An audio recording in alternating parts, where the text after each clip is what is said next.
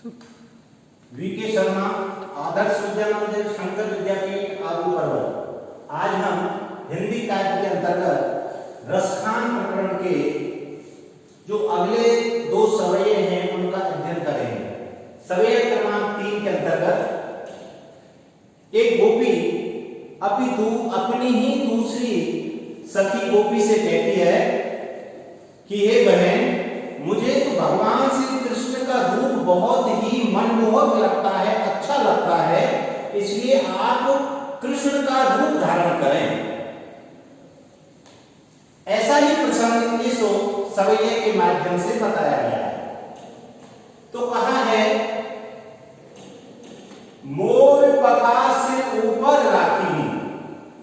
एक गोपी अपनी दूसरी गोपी जो रूप धारण करने के लिए कह रही है उससे कहती है कि मैं सिर पर मोर पंख रूपी मुकुट धारण करूंगी, यानी मोर के पंखों से बना हुआ मुकुट मैं अपने सिर पर धारण कर लूंगी, जिसे भगवान श्री कृष्ण किया करते थे।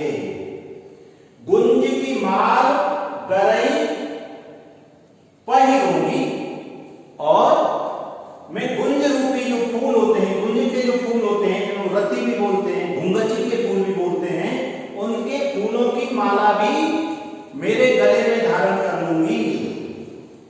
ओढ़ी पीतांबर लय लपटी बन। ओढ़ी पीतांबर, मैं पीले वस्त्र भी धारण कर लूंगी जो भगवान कृष्ण किया करते थे।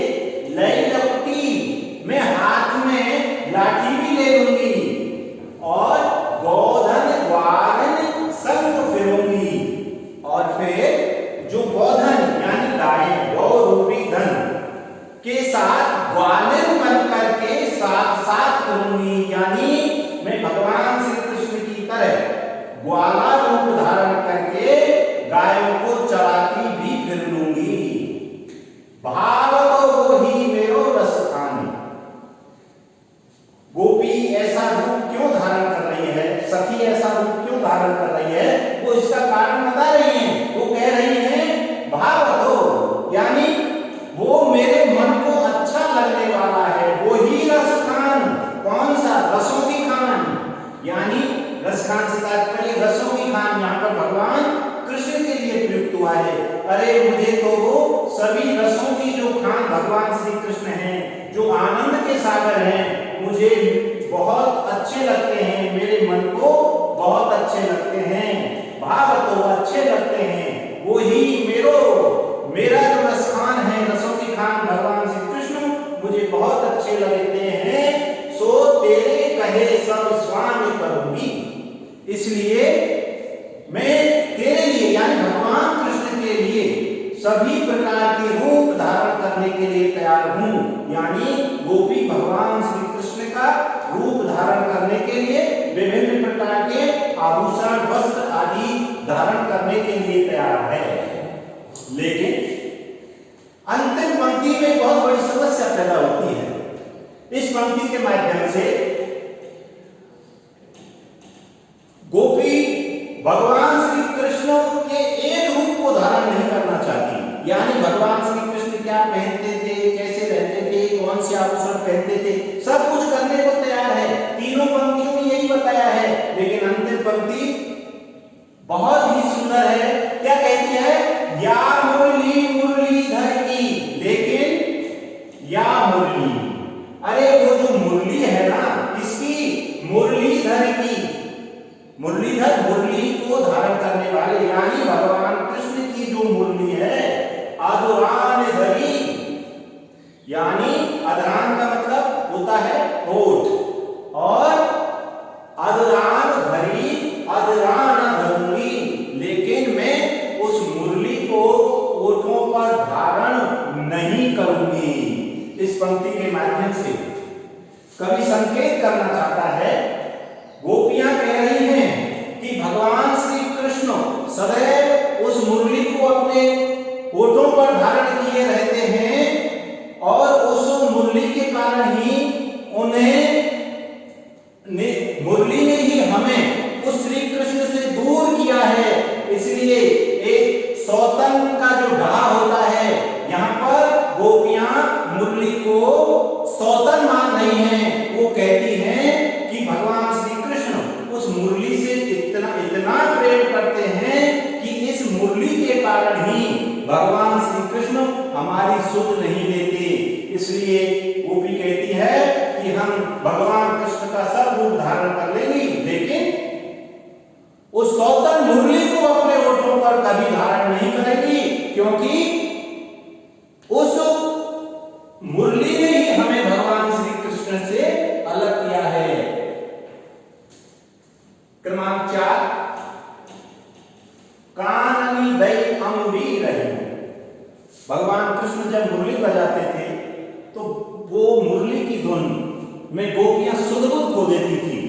तो उससे सावधानी बरतने के लिए गोपी दूसरी अपनी सखी गोपी को कहती है कि जैसे ही भगवान श्री कृष्ण बांसुरी बजाएंगे, मैं तो अपने कानों में अंगुली डालूंगी ताकि सुनाई ना पड़े। जब ही मुरली धुन मंद बजई, जैसे ही मंद मंद मुरली की आवाज वो मधुर ध्वनि आना शुरू होगी, मैं क्या कर लूंगी, कानों को बंद कर लूंगी। मोहनी कानन सो रसिखान, फिर वो मोहन यानी मनमोहक जो तान, बंसी के माध्यम से जो मनमोहक ताने जो भगवान श्री कृष्ण निकालते थे, वो क्या करेंगी, जैसे ही वो ताने शुरू होंगी, मैं क्या करूंगी, कानों में उंगली डाले रखने के कारण क्या होगा, अटा चढ़ गोधन गए ही तो गए ही।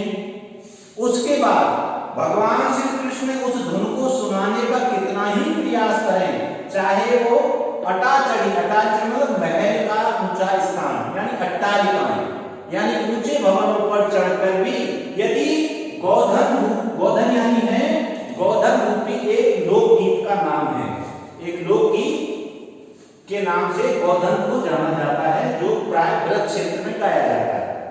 गए ही तो गए ही, फिर वो चाहे अट्टालिकाओं पर चढ़कर जोर जोर से बांसुरी की तान बजाएं, तो लेकिन मैं उनकी बांसुरी को सुनूंगी ही नहीं, क्योंकि मैं तो कानों में अंगुली डाल के रहूंगी। तेरी कहूं से गिरे ब्रज लोगन। लेकिन सभी ब्रजवासियों को एक बात मैं जरूर कहना चाहती हूं। क्या कहना चाहती है गोपी? गोपी कह रही है कि उस मधुर ध्वनि को तो मैं अपने कानों में अंगुली डाल के रोक सकती हूं, लेकिन क्या नहीं कर सकती, वो बताया है अपनी पंक्तियों में कि तेरी कहूं से गिरे ब्रज लोगन। मैं ब्रज के सब लोगों को पुकार कर कह देना चाहती हूं, सबको चिल्लाकर बता देना चाहती हूं, काल को कितनों समझेंगी, कल चाहे यानी आने वाले कल में यानी भविष्य में या उसके बाद में मुझे कोई कितना भी समझाए, माई वा मुस्कु की मुस्कानी, यदि उस मुख की मुस्कान भगवान श्री कृष्ण के उस रूप सौंदर्य के दर्शन यदि मुझे हो गए, तो संभाली ने जय ही न जय ही न जय ही, तो फिर मैं अपने आप को संभाल नहीं पाऊंगी। इस काव्य अंश के माध्यम से गोपी कहना चाहती है कि भगवान श्री कृष्ण की जो बांसुरी की मधुर ध्वनि है, उससे तो मैं अपना बचाव कर सकती हूँ, लेकिन